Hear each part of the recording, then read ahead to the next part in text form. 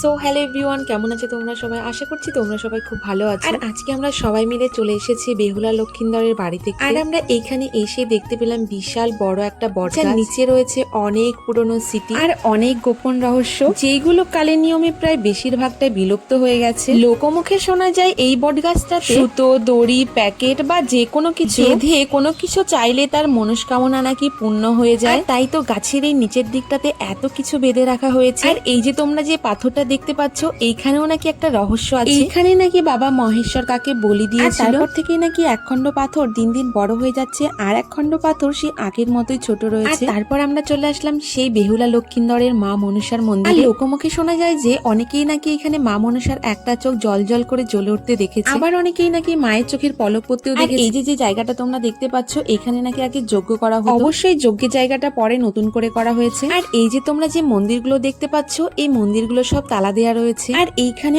আরো একটা মা মনসার মূর্তি রয়েছে। দেখো, এইখানে আমাদের সবকিছু দেখা হয়ে গেছে। এবার যাব আমরা মেইন জায়গাতে, যেটা দেখার জন্য আমাদের এই দুপুর বেলা এত কষ্ট করে আসা। আর আজকে এত রোদ আর গরম দিয়েছে যে থাকাই যাচ্ছে না। আর আজকের মতো গরমে এত কষ্ট আমার আগে কোনোদিনও হয়নি। আর এমনিতেও আমাদের নদিয়ার থেকে এই বাঁকুড়াতে অনেক বেশি গরম। আর এই যে তোমরা যে বাড়িটা দেখলে, এটাই নাকি চাঁদ সওদাগরের বাড়ি, যার বেশিরভাগটাই কালের নিয়মে মাটির নিচে চলে গেছে। আর এই যে আমরা যে রাস্তার উপর দিয়ে যাচ্ছি, এটা রোদে এত গরম হয়ে গেছে, পায়েই ফেলা যাচ্ছে না, মনে হচ্ছে পায়ে ফোসকা পড়ে যাচ্ছে। তো যাই হোক, অনেক কষ্টে আমরা এখানে পৌঁছালাম। এটাই হচ্ছে সেই শিলনোড়া যেখানে মা বেহুলা মশলা বাটতো। আর এখনো তো আমাদের আরো কিছু দেখা বাকি আছে। ওই যে তোমরা দেখতে পাচ্ছ যে পুকুরটা, ওইখানে নাকি মা বেহুলা চান করতো। আর অবশেষে আমরা সেই জায়গায় এসে পৌঁছালাম যেখান থেকে লক্ষিন্দরকে সাপে কামড় দিয়েছিল। এটাই হচ্ছে সেই বেহুলা লক্ষিন্দরের বাসর ঘর, যেখান থেকে মা বেহুলার জীবন যুদ্ধ শুরু হয়েছিল। আর এখানে চারপাশটা শুধু সবুজে ঘেরা।